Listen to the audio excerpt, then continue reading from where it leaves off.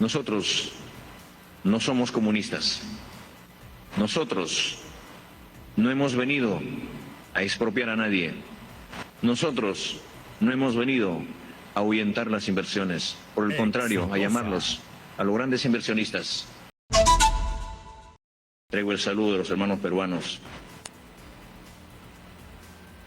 de los ronderos, de los hermanos chipivos, de los conivos, de los aguajún, de los quechuas, los aymaras, de todas esta clase, de aquellos hombres y mujeres que no han tenido voz, pero creo que hoy la OEA tiene que abrir los enormes espacios para que de una vez por todas, como organización de América, sea verdaderamente un espacio netamente equitativo, social, donde se garanticen los derechos humanos, donde se hable de una verdadera democracia, donde se hable de igualdad de oportunidades, sin discriminaciones. Yo soy hijo de este pueblo andino y a mucha honra, aparte de ser maestro, soy rondero. Hoy, presidente del Perú, que hemos abierto y seguiremos abriendo las puertas, no solamente Palacio, sino del gobierno en su conjunto, en la sede de Palacio, en los gobiernos regionales, en los espacios de los alcaldes, en los espacios de los colectivos, en los espacios de todas las entidades del país. Y quisiera extender mi saludo desde este espacio a todos los peruanos que se encuentran en las diferentes latitudes del mundo, en los diferentes países, que estoy seguro que ustedes, hermanos, deben conocerlo, mis compatriotas. Desde ya, mi eterna gratitud. Es para mí, en particular, un grato honor que al salir de mi país haya tenido que dirigirme a este espacio para que desde este espacio tenga que manifestar al mundo de que si no logramos la unidad de los gobiernos, la unidad de los estados, la unidad de los pueblos, de quienes tenemos la responsabilidad para atender a las grandes mayorías, poco o nada habremos hecho. Hay que aprender de la pandemia, hay que aprender de lo que más nos ha maltratado en el Perú, en América Latina, en toda América y en el mundo. Yo fui uno de los primeros candidatos que estuvo 21 días con el COVID. Y salimos de esto, pero haciendo todo el esfuerzo. En el Perú, más de 215,000 compatriotas se nos han ido. Muchos compañeros empresarios, adinerados, profesionales, dirigentes, obreros, personas que no tienen voz también. Y esto nos ha permitido ver de que no podemos estar los países sacándonos los ojos entre nosotros, mirando diferencias, cuando tenemos enemigos comunes, como las enfermedades, como el hambre, como la miseria, como las grandes desigualdades. Yo como maestro muchas veces obligué a mis alumnos, a mis niños, a copiar esta canción de América, de las Américas, y todos cantamos con ellos. Y sé la historia, por qué se gesta la OEA, sé por qué se funda la OEA, cuándo se funda, cuál es su misión. Pero cuando en las calles del Perú usted hace un censo y pregunta qué es la OEA, para qué sirve, y el poblador lo que piensa, dice, ¿sabes qué? Estoy buscando un pan, necesito agua, necesito educación, necesito salud, necesito que los derechos no se digan, que los derechos no sean parte del discurso, sino que se sientan, que se vivan, que se expresen naturalmente como lo conciben.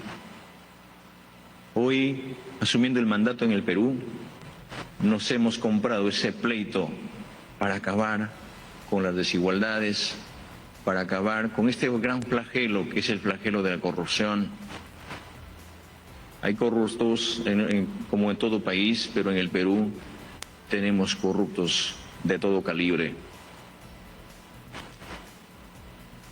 La corrupción es un gran problema en mi país y tenemos corruptos hasta para exportar. Y esa es nuestra lucha, porque la corrupción le ha quitado un pan a las familias que no tienen pan. Le ha quitado muchos beneficios a la población. Detrás de Palacio existen muchas familias totalmente vulnerables que tienen como techo un pedazo de estera. Hay muchas familias por rescatarla en el interior del país y por eso estamos acá. Para involucrarnos no solamente en la OEA, no solamente en el nombre, no solamente en el papel, sino a invitarlas a ustedes para que visiten el país, visiten el Perú, conozcamos más sus organizaciones, conozcamos más los pueblos.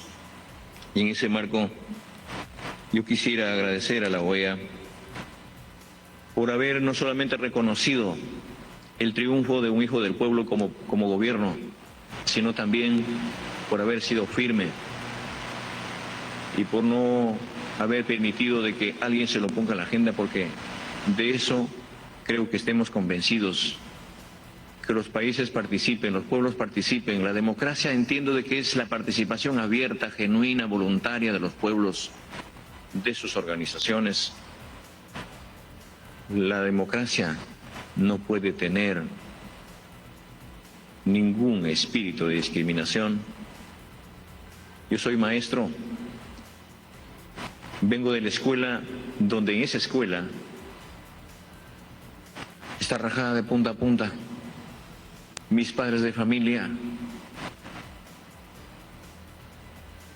siguen alumbrándose con un mechero, no hay servicio de luz eléctrica. Muchas familias en esa comunidad no conocen un grifo de agua, se sigue tomando agua de un puquio.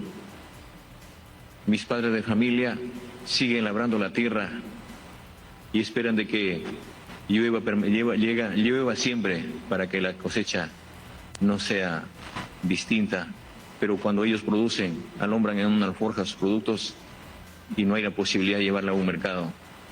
Ahí están los mejores productos que cultivan mis hermanos agricultores. Un enorme abrazo desde la OEA para mi comunidad de Puña.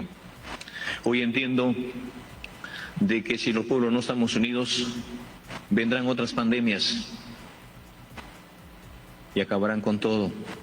Pero estamos a tiempo también de que, aprendiendo de la pandemia, es el momento de la más grande unidad de los pueblos. Es el momento de la gran convocatoria de su secretario y de los quienes estamos involucrados a terminar con esta pandemia. En eso nos hemos forjado y desde acá quiero agradecer a mi gabinete, quiero agradecer a los gobernadores regionales, a los alcaldes, al pueblo entero del país y también a los demás hermanos países que nos han colaborado y se siguen sumando esta causa para terminar con la pandemia. Primero es la vida, primero es la salud de los pueblos. Con salud todo, sin salud nada. La OEA entiendo que es el foro político, jurídico, social y de cooperación hemisférica por excelencia.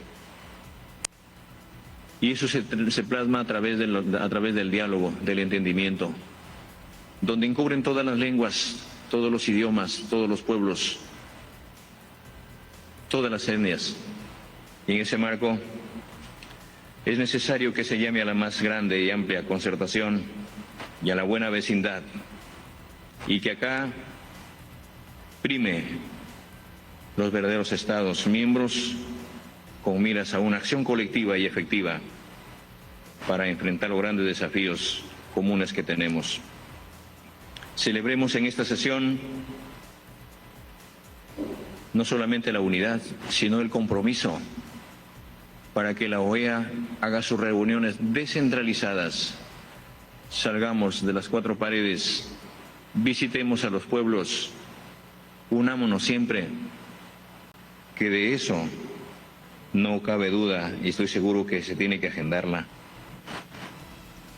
Es importante no solamente reconocer y ser parte permanente de este organismo, sino también hay que entender de que la OEA, sus observadores, quienes participan, tengan un informe genuino de la realidad, tengan un informe real de los hechos y que los países involucrados como gobernantes, más allá de un lenguaje florido, de discursos subrayados o resaltados, llevemos la voz viva del niño, de las mujeres, y rescatemos también la igualdad de género,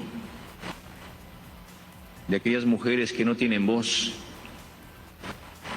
de aquellos dirigentes que salen a la calle a clamar justicia y que ellos nunca más pueden ser encarcelados, pueden ser juzgados como dirigentes porque llevan la voz de sus organizaciones, de sus pueblos. Basta de persecución política a los dirigentes, basta de callar a los pueblos. Es necesario agendar la libertad, las libertades sindicales, porque los sindicatos de donde yo procedo llevan la voz auténtica de sus pueblos, de los trabajadores. Hay que reconocer en todo el país que los trabajadores tienen derechos que se han forjado y han logrado a punta de sudor, de sacrificio, y que también en esa lucha por conseguir tienen muchos compatriotas, muchos compañeros que han entregado su vida. Exitosa. Forjemos por tener mejores alimentos en las escuelas, en las universidades. Y quiero decirles, hermanos, que la OEA debe aperturar espacios para gestar en cada país la investigación, la tecnología. En el Perú vamos a crear el Ministerio de la Ciencia, la Tecnología y la Investigación para que nuestros hijos, al terminar la escuela, al terminar la secundaria, tengan el acceso directo a la universidad. No puede estar desligada la educación básica, como en el Perú, la educación básica de la universidad. Yo soy un testigo presencial y un testigo vivo que de cada 20 niños que han pasado por el salón, uno termina la universidad. El Estado, el gobierno les da un título a nombre de la nación y ese profesional resulta como taxista y no tiene oportunidad laboral. Tenemos que enlazarla. Tenemos que hacer que la educación sea un derecho constitucional, que la educación no sea más un privilegio para unos cuantos y que no sea un espacio de discriminación. Estoy convencido que si no invertimos en la educación, poco o nada habremos hecho por los pueblos. Pero en el Perú vamos a dar todo el esfuerzo para que los pueblos, para que un Ashaninka, un rondero, un aymara, un aguajún esté a la altura de cualquier ciudadano, de cualquier hombre del Perú y del mundo, y esté a la altura de los que estamos acá sentados en la OEA. Creemos importante manifestar de que todo pasa por una voluntad soberana y que pensemos siempre en las grandes mayorías y que en ese compromiso hoy tenemos que asumir responsabilidades. Pero la responsabilidad para sacar adelante un país no es solamente responsabilidad del gobierno, sino también es una responsabilidad compartida.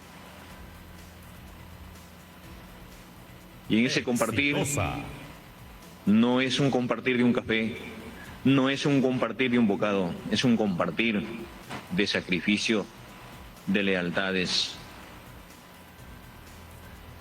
Si alguien muestra una confianza para ejercer un cargo en un ministerio, en un espacio social, en cualquier escenario del gobierno, esa confianza debe ser devuelta con lealtad. Muchas veces hemos llegado a asumir cargos, como en el Perú, que tenemos ministros congresistas, gobernadores, presidentes prófugos de la justicia por estar inmiscuidos en grandes problemas de corrupción. Y es cierto de que a medida que pasan los tiempos, pasan los años, los pueblos tienen que autoconvocarse, los pueblos tienen que ser convocados también por las autoridades para tener que su estructura política, como sus constituciones, estén a la altura de los tiempos y que no pueden ser manoseadas las generaciones por situaciones antojadizas, jurídicas, políticas. Yo vengo de ese rincón que clama que los cambios estructurales y políticos en el Perú sean escuchados por las autoridades y que cuando vemos de que queremos cambiar las cosas en sintonía con el pueblo, en sintonía con los hombres de abajo, muchas veces nos hemos visto estigmatizados. Nosotros no somos comunistas. Nosotros no hemos venido a expropiar a nadie.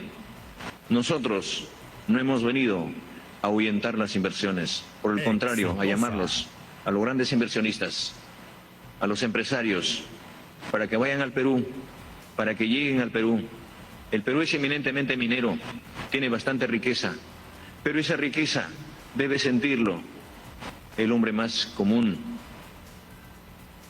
Antes de la pandemia, de cada 10 niños, 4 niños en el umbral de la anemia, de la pobreza. Hoy, después de la pandemia, de cada 10 niños, 6 están en esa cruda realidad. Antes de la pandemia, de cada 10 escuelas, 7 escuelas a punto de desplomarse. Hoy siguen en esas condiciones. Tenemos en el Perú niños con plomo en la sangre. Tenemos muchísimos compatriotas en la selva tuberculosos. Tenemos pueblos totalmente desintegrados. Y al otro lado, tenemos funcionarios con inmensos sueldos. Tenemos funcionarios con inmensas riquezas.